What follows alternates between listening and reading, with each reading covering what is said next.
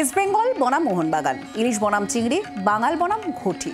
বহুকাল ধরে শহরের উত্তরে দুই ডাক সাইটের পুজো এক লড়াইয়ে চলে আসছে। কি সেই লড়াই? কেউ কেউ জানেন, কারোর আবার এখনো অজানাও আছে। আসুন সেই লড়াইয়ের ময়দানেই নেমে পড়ি। 105 বনাম 98 বা 104 বনাম 99 তথ্য পরিসংখ্যান দিয়ে বিগত প্রায় 1 শতাব্দী ধরে লড়াই চলে আসছে উত্তরের দুই হেভিওয়েট সিমলা ব্যায়াম সমিতি এবং বাগবাজার সর্বজনীনের মধ্যে।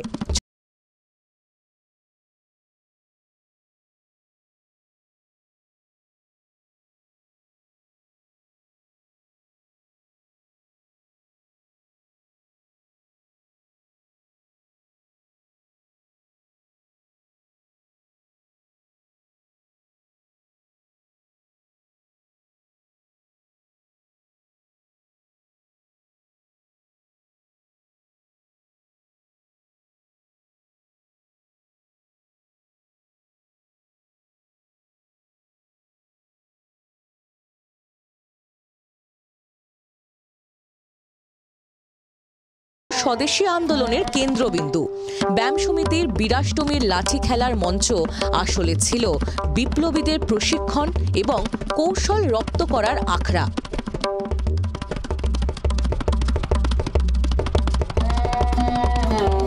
পাশাপাশি হতো মেলা, সেখানে দেশপ্রেমী মনীষীদের ছবি দেখিয়ে যুব সমাজের মধ্যে তাদের বীর গাথা এবং স্বদেশী আন্দোলনের বীজ বপন করা হতো খুব গোপনে। এই পুজোকে ঘিরে ক্রমশ জাগ্রত হতে শুরু করলো দেশাত্মবোধ। প্রমোদ গুনল ব্রিটিশ সরকার, আইন পাশ করিয়ে 1932 থেকে বন্ধ করে দেওয়া হলো পুজো।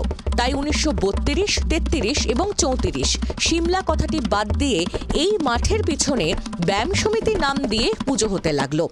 দেশের নানা প্রান্তে এই নিয়ে তীব্র কটাক্ষ এবং সমালোচনার ঝড় বয়ে গেল। চাপের মুখে কোণঠাসা ব্রিটিশ প্রশাসন ফের পুজোর অনুমতি দিতে বাধ্য হলো। পুজো আবার ফিরল নিজের নামে, নিজের স্থানে, অর্থাৎ একটিবারের জন্য বন্ধ না হয়ে 1926 থেকে 2024 পর্যন্ত একই শুদ্ধাচার ও নিষ্ঠায় সিমলা ব্যায়াম সমিতির পুজো স্বমহিমায় বিদ্যমান। এখানে মায়ের মুখের ভুবন ভোলানো হাসি, ঢাকের বাদ্যি, সিঁদুর খেলায় পুজোর 4 দিন আকাশ বাতাস মুখরিত হতে থাকলো।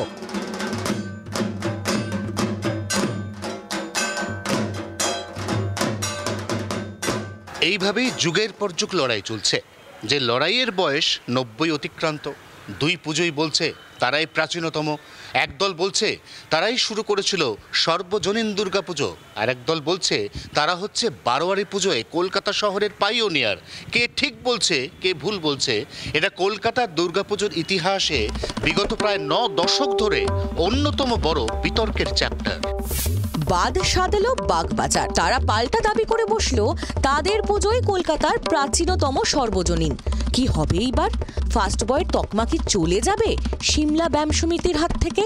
এই দাবিটাকে নস্যাৎ করছি, কারণ বাগবাজার এখন যেটা বাগবাজার সার্বজনীন বলে খ্যাত, সেই জায়গা আগে ওটা একটা বড় লোক বা জমিদার বাড়ির মতো জায়গায় পুজোটা ছিল। সেই পুজোটা আসে নেবুবাগান বারোয়ারি বলে, এখন যেখানে পুজো হচ্ছে সেই জায়গা না, অন্য স্থানে নেবুবাগান বারোয়ারি বলে একটা পুজো বাগবাজার অঞ্চলে হতো। তারপরে হলো বাগবাজার সার্বজনীন। এখন ওরা যেটা দাবি করছে এই সেই জমিদার বাড়ির পুজো থেকে নেবুবাগান বারোয়ারি বর্তমানে বাগবাজার এটাকে মার্জ করে ওই ইয়েটাকে ওনারা বলছেন ইয়েটা প্রথম সার্বজনীন। একেবারে টিভি নিউজ চ্যানেলের প্রাইম টাইম ডিবেটের শোয়ের ধাঁচে এর পাল্টা জবাব বাগবাজার সর্বজনীনের। পুজোর সঙ্গে ওতপ্রোতভাবে জড়িত স্থানীয় পুরপিতা এক এক করে সিমলার সব যুক্তি খণ্ডন করলেন। বাগবাজার সার্বজনীন একদম সঠিক কথা বলছে। আমরা প্রমাণ সহ আমরা দেখিয়ে দেবো। একটা এক্সাম্পল দিচ্ছি, 1938-39 সালে সভাপতিত্ব করেছিলেন নেতাজি সুভাষচন্দ্র বসু। 1938-39 সালে সভাপতিত্ব করেছিলেন আবার সিমলার আমাদের দেশ ও বরেণ্য নেতা নেতাজি সুভাষচন্দ্র বসু।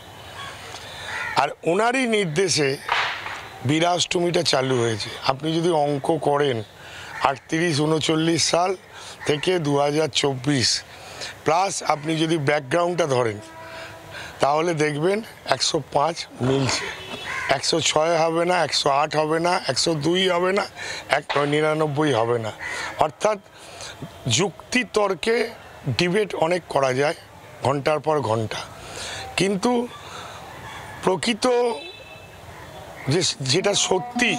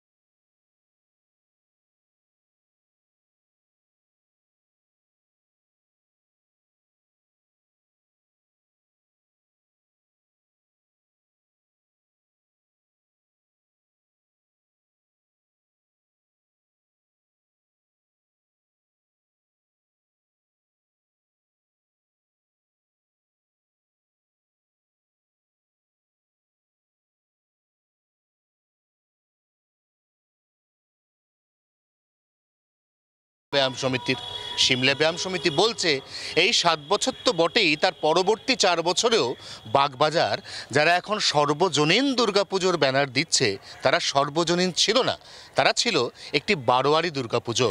অর্থাৎ জমিদার বাড়ি থেকে ক্রমান্বয়ে একটু বিস্তৃত চেহারায় একটি বারোয়ারি দুর্গাপুজো জন্ম নিল, যে বারোয়ারি দুর্গাপুজো মূলত ছিল কলকাতার সেই সময়ের অভিজাত মানুষের আনাগোনার জায়গা। অর্থাৎ এই লড়াই আছে, থাকবে এবং এই লড়াই চলতেই থাকবে। কলকাতার দুর্গাপুজো যতবার ইতিহাস তৈরি করবে ততবার। জি 24 ঘন্টার জন্য ক্যামেরায় অরিন্দমের সঙ্গে অয়ন, কলকাতা। বাংলার আওয়াজ, বাঙালির আবেগ, জি 24 ঘন্টা।